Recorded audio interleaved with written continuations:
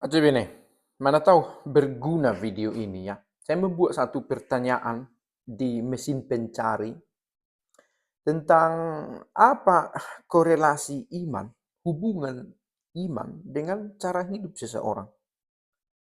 Apakah ada pengaruhnya?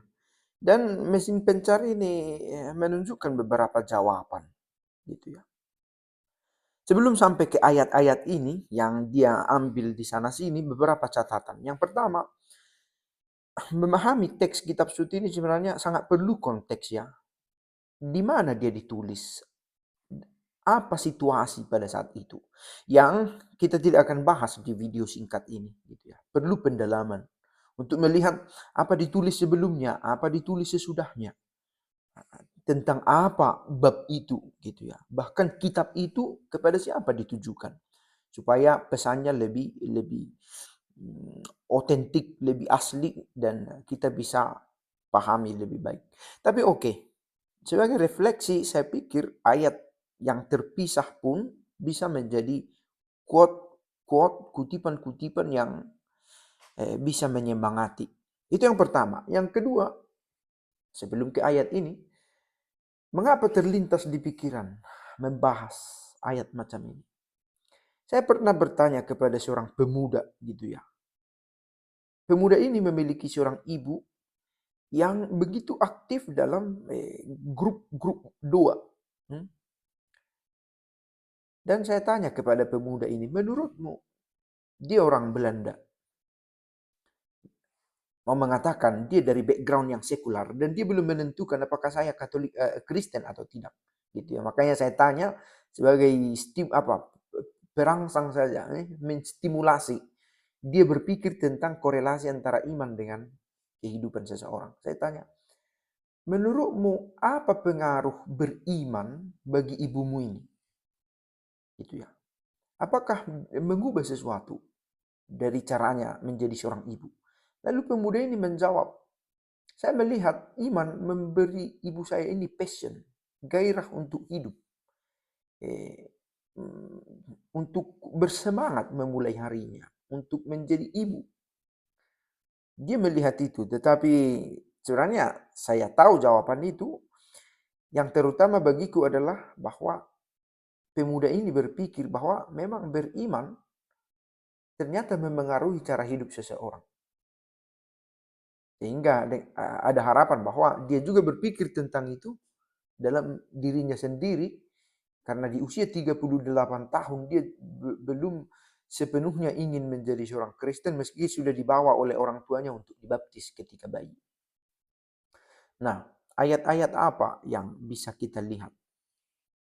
Dari Roma 12 ayat 2. Janganlah kamu menjadi serupa dengan dunia ini, tetapi berubahlah oleh pembaruan budimu, sehingga kamu dapat membedakan mana kehendak Allah, apa yang baik, apa yang berkenan kepada Allah, dan apa yang sempurna. Beriman memberikan sudut pandang untuk memaknai, untuk melihat setiap peristiwa dengan sebuah sudut pandang yang berbeda dari kebanyakan orang. Dari orang-orang di sekitar yang tidak menjadikan iman akan Kristus sebagai referensi atau sebagai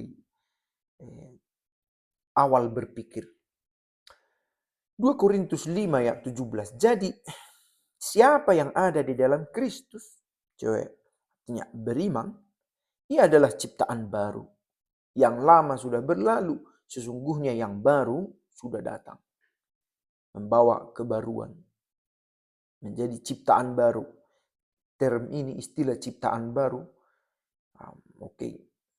Selalu ada keinginan untuk menghidupi kembali hidupnya.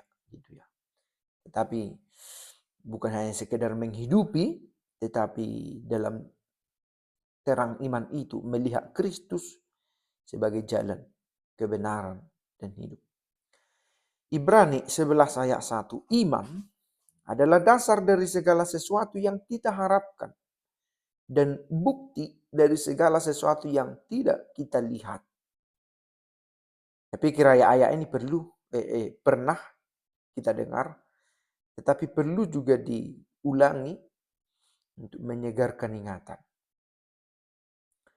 Dasar dari segala sesuatu yang kita harapkan.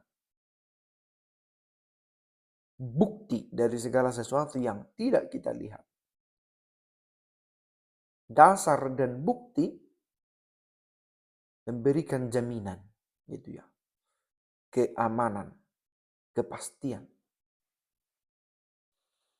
Filipi 4 ayat 8. Jadi akhirnya saudara-saudara, semua yang benar, semua yang mulia, semua yang adil, semua yang suci, semua yang manis, semua yang sedap didengar, semua yang disebut kebajikan dan patut dipuji, pikirkanlah semuanya itu.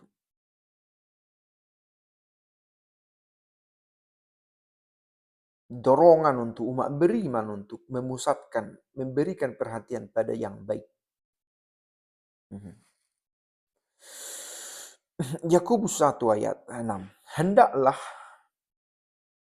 meminta dalam iman. Orang beriman itu, oke. Orang-orang yang ingin beriman. Dan sama sekali jangan bimbang, sebab orang yang bimbang sama dengan gelombang laut yang diombang-ambingkan kian kemari oleh angin. Apalagi saya pikir bagian ini semakin urgen ya.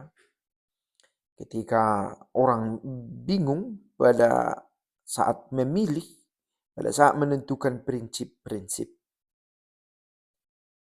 Dan itu dikatakan tadi, iman menjadi dasar dan bukti.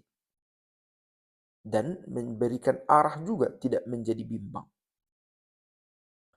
Dan beriman, dalam Efesus 4 ayat 23, bertujuan supaya kamu dibarui di dalam roh dan pikiranmu. Oke, pernyataan-pernyataan verbal ini gampang dibuat.